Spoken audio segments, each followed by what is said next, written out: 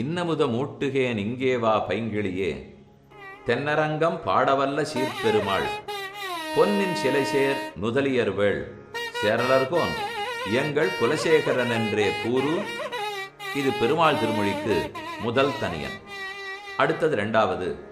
ஆரங்கட பரநண்பர் கொள்ளார் என்று அவர்களுக்கே வாரங்கொடு குடப்பாம்பில் கையிட்டவன், மாற்றலரை வீரங்கெடுத்த செங்கோல் கொல்லிகாவலன், வில்லவர்கோன் சேரன் குலசேகரன் முடிவேந்தர் சிகாமணியே. அழகான 2 பாடல்கள்.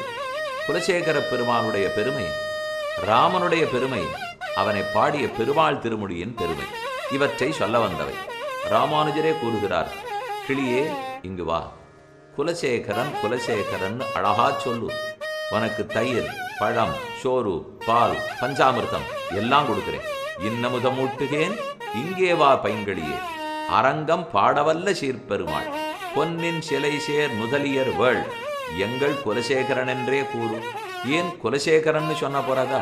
எங்கள் குலசேகரன் சொல்லணுமானால் நம் பெருமாள், நம் ஆழ்வார், நம் பிள்ளை அப்படின்னு சொல்றோம். அது நம்முடைய ஒரு நெருக்கத்தை காட்டுகிறது. பெருமாள் தான், அனைவரும் பெருமாள் தான். ஆனா நம்ம ஊர் பெருமாளாக இருந்தால் நம் பெருமாள்னு சொல்லுவோம். அனைவரும் ஆழ்வார்கள் தான், ஆனா நம் ஆழ்வார் என்று பெருமானாலே ஆசைப்பட்டவர் ஷடகோபன், காரிமாறன், பராங்குஷன். அப்போ ஒவ்வொருத்தருக்கு அந்தந்த பெருமை. நம்மாழ்வார், நஞ்சியர், நம்பிள்ளை என்பர் அவரவர்தம் ஏற்றத்தாலும் மணாளோனிகள் சாதிக்கிறார். அதனாலதான் இங்கேயும் ராமானுஜர் சொல்லும்போது எங்கள் குலசேகரன் என்றே கூறு. அந்த குலசேகரர் பாடியது 105 பாசுரங்கள். அதில் இதுவரை நாம் 9 பதிகங்களை பார்த்து முடித்து விட்டோம். இனி பாக்கி கடைசி 10 பாசுரங்கள்.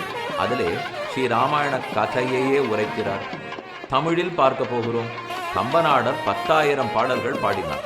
ஆனா இப்ப நாம பார்க்க போறது 10 பாட்டுகள். அவர் 10,000 பாடினார் தமிழில், இவர் 10 பாசுரங்கள் பாடியிருக்கார். எங்கனே சொல்லிடும் இன்பம் பயக்குமே. 24,000 ஸ்லோகங்கள் வால்மீகி ராமாயணம், 10,000 பாட்டு கம்பராமாயணம். இந்த 10 பாட்டு நாம் இப்ப பார்க்க போற குலசேகர ஆழ்வாருடைய 10 பாட்டுகள். இது எல்லாத்த விட பெரியது. சத கோட்டி பிரவிஸ்தரமாக பிரம்மாவனுடைய சத்தியலோகத்தில் ராமாயணம் உள்ளதாம். சதம்னா 100, கோட்டினா கோட்டி, 100 கோடி ஸ்லோகங்களோட சத்தியலோகத்தில் இன்றும் ராமாயணம்.